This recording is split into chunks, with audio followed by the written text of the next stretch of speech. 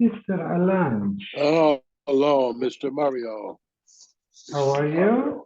You're the man of the hour. We can't operate without you. You know that.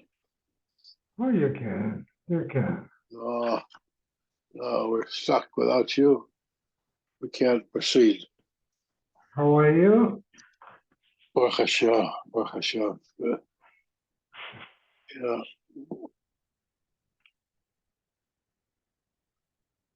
My dog. I told her I'm gonna walk in the walk. What do you have in your arm? Oh yeah, I got a bandage. My skin is so sensitive that I touch anything I touch, it bleeds. Yeah, mine too. Mine is terrible. At our age, you know. Yeah, mine too. But I get bruises. I get both arm bruises and cuts, and anything you touch, I go by a wall and I hit my arm against the wall. It starts to bleed. Yeah. Yeah. What can I do?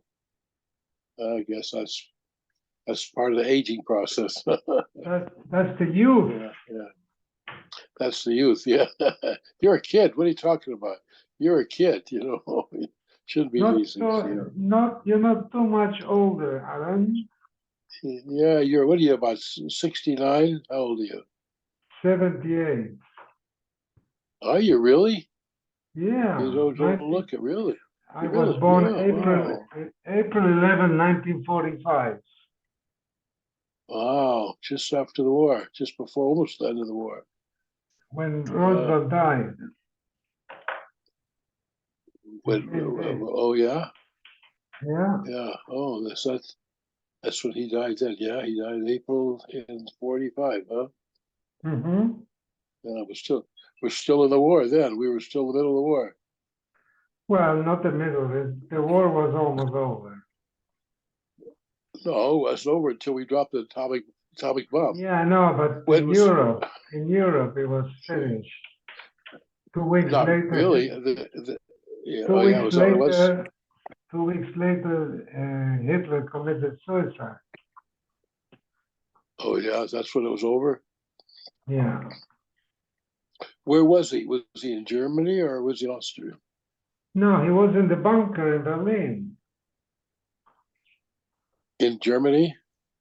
Yeah. In Berlin. Oh, in Berlin. Oh, yeah. Oh, so yeah, okay. Oh, yeah. You don't pull them, because you pull them, you may bleed again.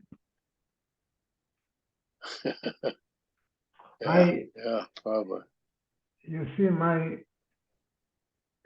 face, I don't know. Yeah. I don't know where the camera is here. Yeah? Yeah. Oh, is that where it comes? Yeah. 2 weeks. Oh, I see that. Really? Stays, yeah. Doesn't go away. That doesn't. Yeah. I seem to hit it all the time with something else. It hurts like hell. ¿Qué te Oh pasó? boy. No, tengo un What corte happened? en la mano, un corte en la Oh, you have a mano cut? y no se va ni por decreto. It's a tough. His wife's going to turn him in for a new model, Yeah, a mi more piel current es muy, model. Huh? mi piel es muy finita. Mario. Yes. So, Hello. hello. Oh, welcome back, Oh, Walter. Welcome back, hello. Mazel Thank you. tov. Mazel tov. Thank you Yeah, very good. much. Go for simchas. Only go for simchas. Amen. Where did you go? Yeah. I was in New York. My granddaughter had a bat mitzvah. Oh, Mazel Tov, Mazel Tov. Beautiful, Yeah. beautiful thing. Yeah. Good Aleph, 11a. Your V18 shenitra for v'oinis. If a shomit, like a shomer chinam or a shomer socher, who's potter ba'oinsim, where like a wild animal came and ate the animal, or it died. So as long as he brings eidim, that the animal was eaten by an animal, potter. Abishol Omer Yavi Heduda. No, you bring the carcass of the animal that was mauled, lebezdin. They will evaluate how much it's worth. And there'll be a payment made on the difference of what it was when it was alive versus what it is worth now. And that's the machlokas. My lava kamifagi. The marsa of Chas Nevela denizikavi. Abishol will hold that the depreciation that occurs from when the animal dies and then when actual payment has to be made, the possession of that occurs while the animal is in possession of the one who was damaged. It was in his reshus. So the shomer is responsible to bring the nevela to Bezdin in order to assess its value, how much the death itself has reduced its value, and he has to pay the difference. Umar, the other Brisa Sover, Pchasta Mazakavi, that the one who did the damage gets the nevela. And there's no reason to value the nevela in Bezdin because the mazik would pay the full amount and he keeps the nevela, basically. So the Gemara says, no. We don't have to, we're not forced to learn that way. Really, Kula Alma that the valuation, this value of the nevela versus what the animal is worth alive is in the reshus of the nizik, in terms of who was damaged. Rather, who has to deal with the headache of carting the nevela around to the bezdin, etc.? According to Abishol, that tircha is on the mazik. According to the first Tana, it's on the nizik. V'hatanya, and I'll show you the brisa like that. Acherim oimri minayin shal bala bor. That means who dug the bore? He's the mazik. And an animal falls into the bore and is killed. Who has to bring the carcass out of the bore? Minayin shal bala bor la'alei shormi boiru. Who has to pay for the widget and the crane and all the technology to bring the animal out of the bore? It's the one who opened the bore. That means it's the responsibility of the mazik to return the dead cow also to the owners. The toirach of the nevela is on the mazik. And that's how Abishol would learn. But there's other chacham who argue that the toirach on the nevela is on the nizik.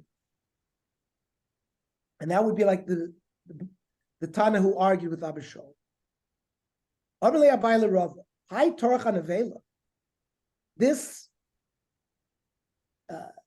headache of dealing with the nevela, who according to Abishol and the Acherim is on the mazik, what's exactly the case?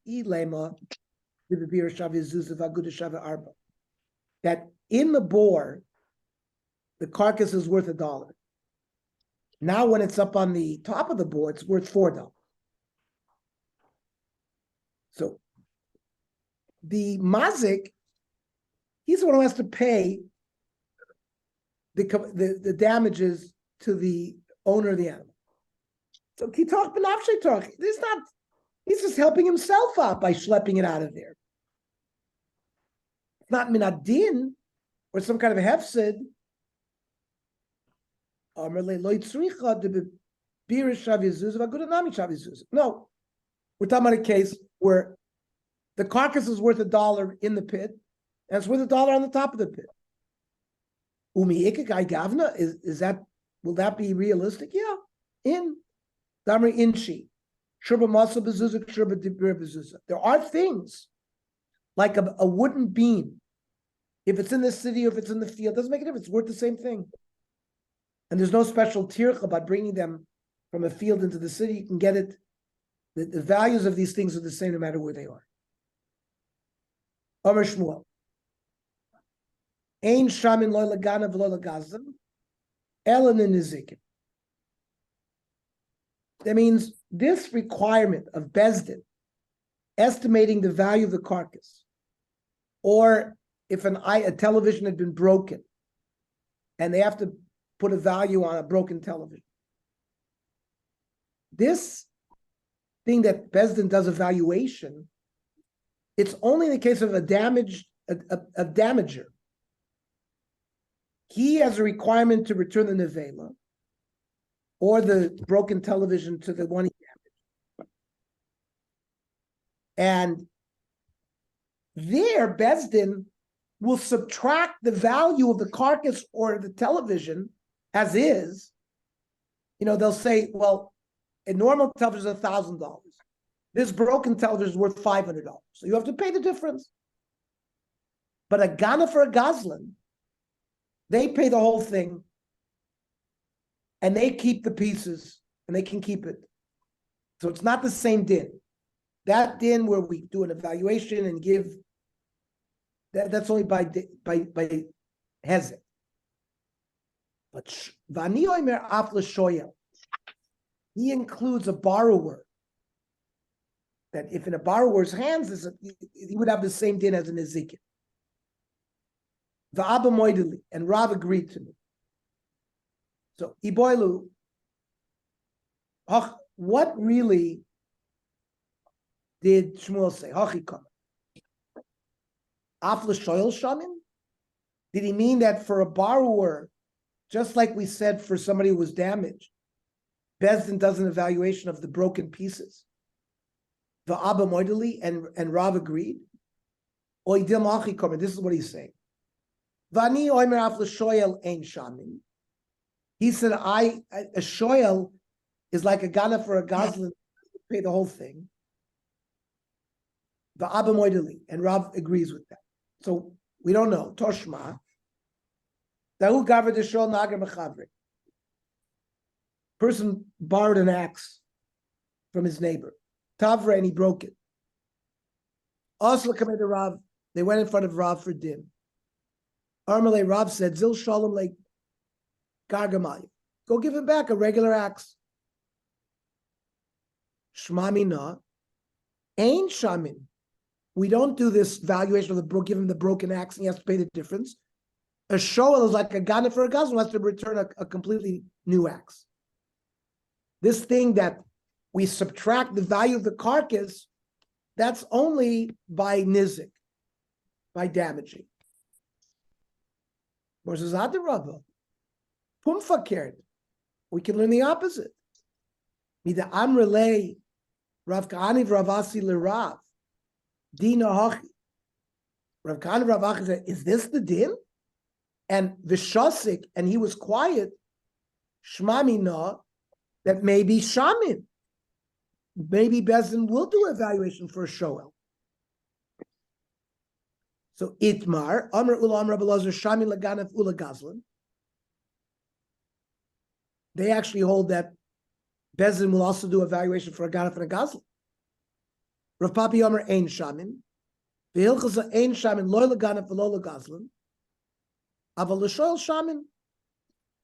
But we do an estimation of the value of the broken piece for a shoyl. So for a ganef and a gazlan, the Rambam and the Shulchan Aruch say, Misha ganef kli, somebody who stole a television, v'shavru, they broke it or pochsu or depreciated it. Haganef tzarich l'shalem kli shali, has to give back a new television. V'hu yikach hashvom, and he takes the broken pieces.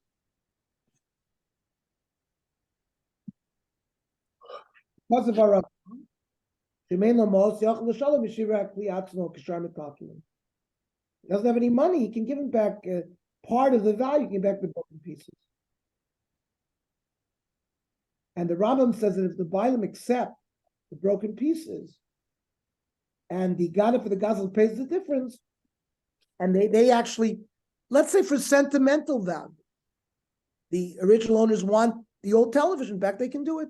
The Rambam says it's acceptable.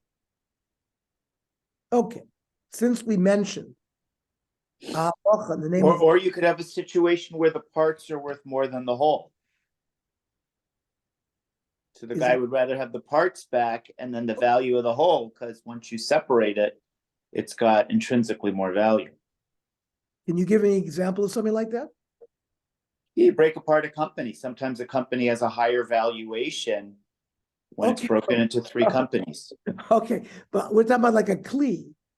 Here we're talking about a ganef or a gazlan stole. Person has a bicycle and it has fancy rim, racing tires. So it turns out that maybe those tires on their own are very valuable. More than the bicycle itself? Yeah. Okay. I don't know what business you're in, Kenny, but I'm not sure if that's the right one to do it.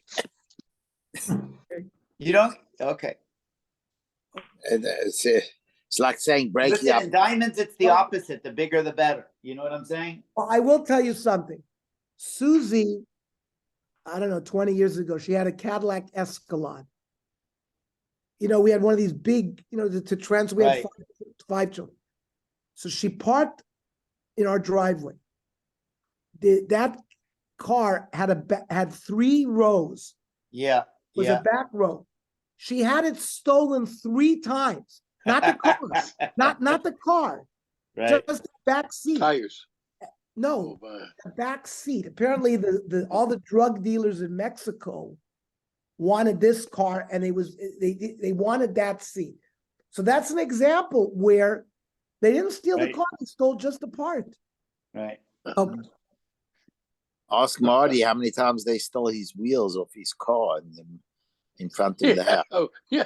They put him on blocks. He took all 4 wheels. On blocks. They take off the wheels and they put his car back on blocks. So that's an example. Okay.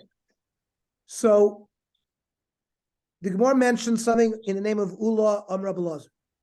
So this is a common practice in Shas, that if there's an unusual, not necessarily an unusual, but if every Ula Amr Abelazar is mentioned here as a way to remember it. Oh, it's in Bava Kama. All the various Ula Amr Abelazars, they're there. So Amr Abelazar. Because you're going to see, this has nothing to do with Bava Kama.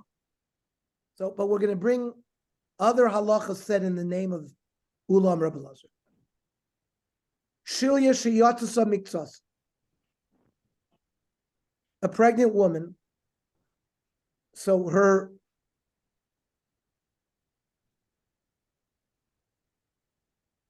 placenta emerged from her uterus, partly. B'yom Rishon, u'miktsasa b'yom Sheni. So they saw placenta come out, and a little bit of placenta come out on the second day. No vlad.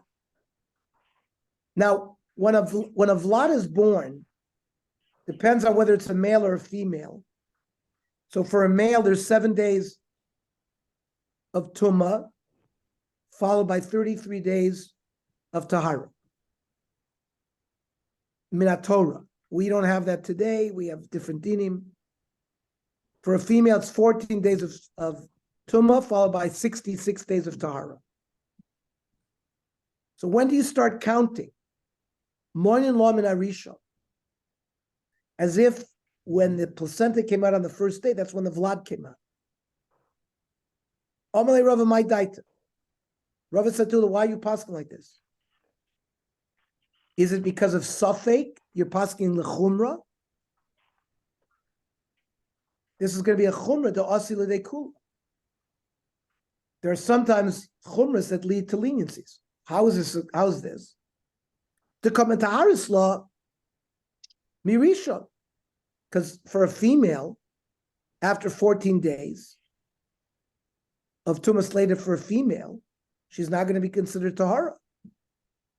And maybe she gave birth on the second day, and she's not going to be torn till the 15th day. Amrav lachush.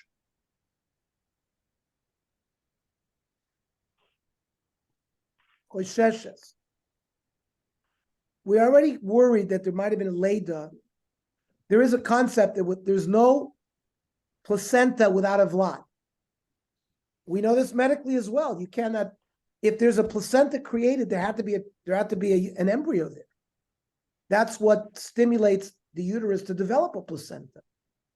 But sometimes the embryo dies and is washed away. We don't see it.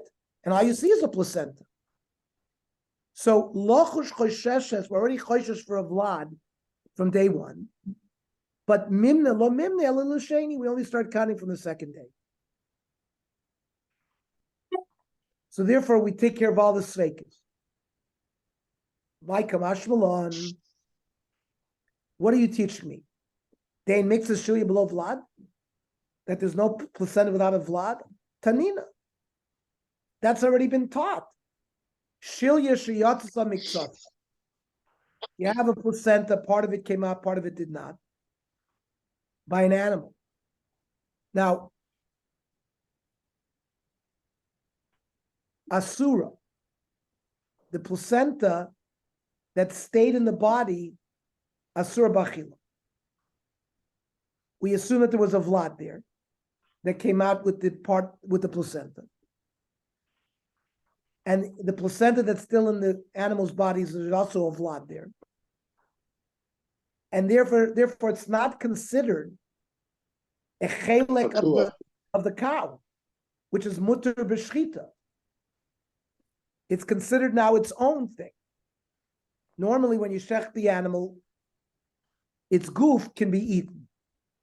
But we are worried that there's a vlad inside and it partly came out, so that it's not considered part of the animal anymore. Why? Simin vlad be'isha, simin vlad be'be'ema. A placenta is proof that there's a vlad there. So Rabbi Lezer hasn't had anything. We've already learned this. When it says, even if we only had that rice, avamina, diesh miktas shilya below vlad. That maybe there is a part of a placenta without a vlad.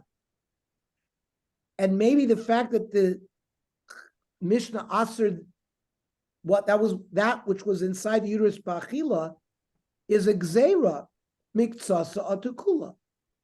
It's just a gzeira, part of the placenta coming out versus the full placenta coming out. Kamash Malon, that Ula is telling us it's not gzeira, that there's always ein shilya below vlad, and if there's still shilya there, there's vlad there as well. Amar Ula Amar Rabbi Elazar. Another halacha in the name of Ula. B'chor shenitraf b'toch shloshim yom. You have a human child born who was a b'chor and was killed b'toch shloshim yom. Nishtagadak. Ein poidin oisai. There's no pidyon ben. The child has to live at least 30 days.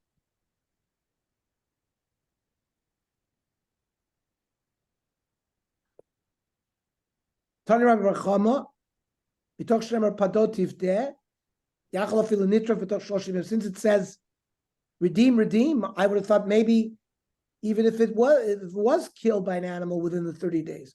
Now not every time do we do pidyon haben. Ernie, is this only talking about when an animal attacks a child? We're talking about a human being who dies. No, any- but an animal has attacked this child within 30 days. Yeah, because nitrafa means the animal made the child a treifa. It means it wounded one of its limbs or its organs, where it's halachically now considered a treifa, even though it didn't die. Certainly in the case that it was killed through any means. Well, the Gemara says that it was killed, no? It says b'chor shenitraf. So Rashi explains nitraf. It's either nerag, but the Rambam and the Bali Halacha explain it's either killed Or mold. or made a treifa, which is enough to make it. If it's within 30 days, the father's not chayav to do pidyon haben.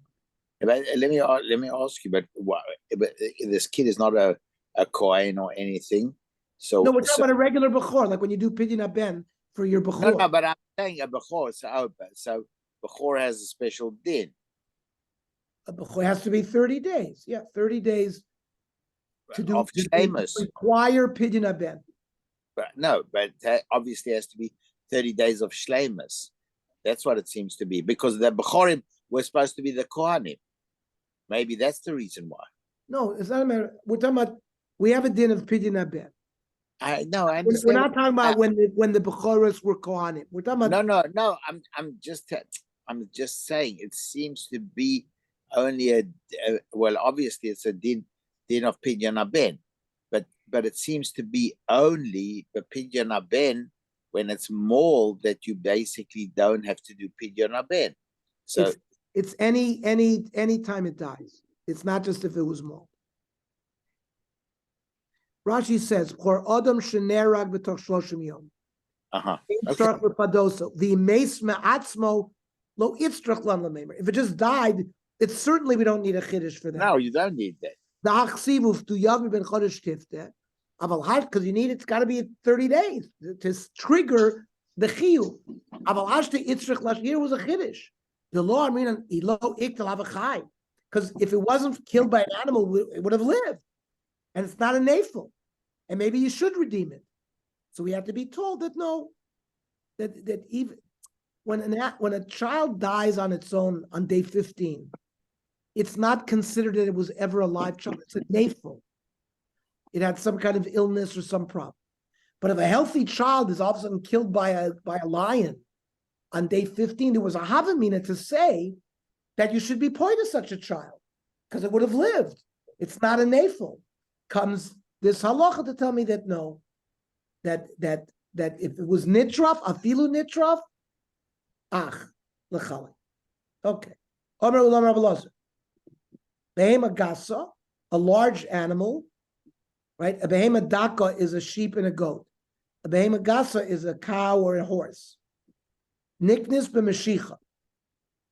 When the new owner who's buying it pulls it towards him, that's the Maisa Kinyan of acquisition. And that's how it becomes his. That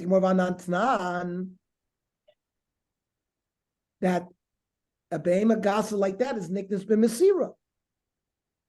That if the seller hands the reins over to the new owner, that's the kinyan. So the Gemara says, Huda Amar Ki Haitan. He holds like this Ulam Rabbi Elazar holds like the following Tana, the Tanya. The Chachamim B'Aimim, Zu v'Zu, both a large animal and a small animal, Nikdis b'Mashicha. And Rabbi Shimon Omer, Zu v'Zu Bagba. But Rabbi Elazar holds like the Chachamim, not like Rabbi Shimon, that the kinyan is made with Mashiach. Omer Olam Rabbi Elazar, Ha'achin shechalku. You have 5 brothers, father died, and they divide up the Yerusha. The clothing that they're wearing, Mashaleh and Shamim, you have to value it when they're adding up the value of what they're going to divide. So that gets put into the calculation. But mashal b'neim u'bnoseim ein sham. But the clothing of their children are not calculated. Children don't come to Bezdin. We don't embarrass them by making them come to Bezdin to value their clothing. Amrav Papa Pamim Af Masha Leyen Ein Sham. Sometimes the clothing on the brothers we don't value either. Why? Mishkachas lo begadol achi. The oldest brother usually was the one that did all the business for the other brothers. The nichalu de lishtanan milei. They want him dressed in very fine clothing, that people will listen to him, all the various dealings that he's doing. And they're mavater their share in his clothing because they bring them more profit. And Amr Olam Rabbi Lazar, Shoimer, Shemasr l'Shoimer. I appoint somebody to be a Shoimer for me. I'm going to China, and I deposit my watch with my good friend. And he gives it over to another shoimer, Potter. The original shoimer, he's not chayiv if something happens to it with the new shoimer. Like, for example, by shoimer socher, where if something dies,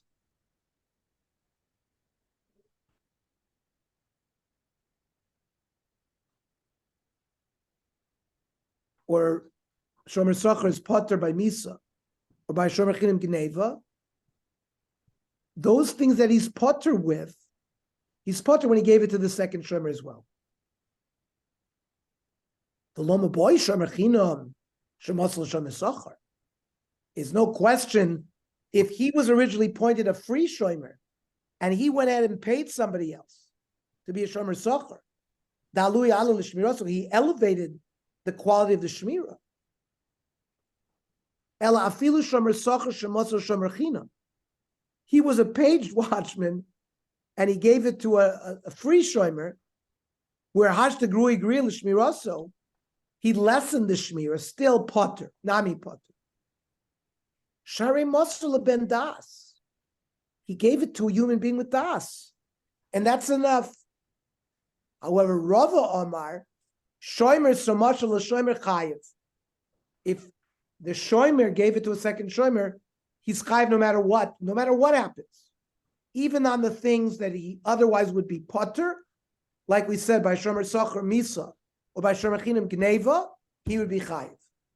And certainly, certainly in a case where a paid watchman gave it to an unpaid watchman, where he lessened the quality of the shmira. Even if I was the shomer chinim, I gave it to a shomer socher, and I elevated the shmira, I'm chayiv. The Omar Lei, the guy who went to China, can say at me'emetli b'shvua. At the end, the shomerim have to take an oath that they were not posheya if something happened to it. So the owner went to China, can say, I trusted in the shvua. Vaha, even though you paid him as a shomer socher, lo men l'mi b'shvua. And I don't want to rely on it. And that's taloch. Amr Olam Rabbi Lazar. Hilchasa, goyvim and avodim. When I'm going to collect a debt, I can collect from avodim as well. If the guy who owes me has avodim, I can be paid up with avodim. Amr Rav Nachman Leula. Amr Rabbi Lazar. Afilu miyasmi. What if the guy who owed the money had died, and the heirs are the Yisomim, and they had avodim? So just like we can collect from land from the Yisomim, we can collect avodim. He said, "Lo, minei." Only from the guy himself can you collect avodim.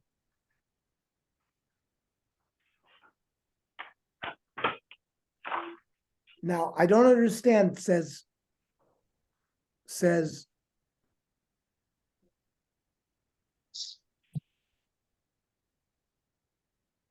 So I understand. Minei, afilu meglimid al kasfoy.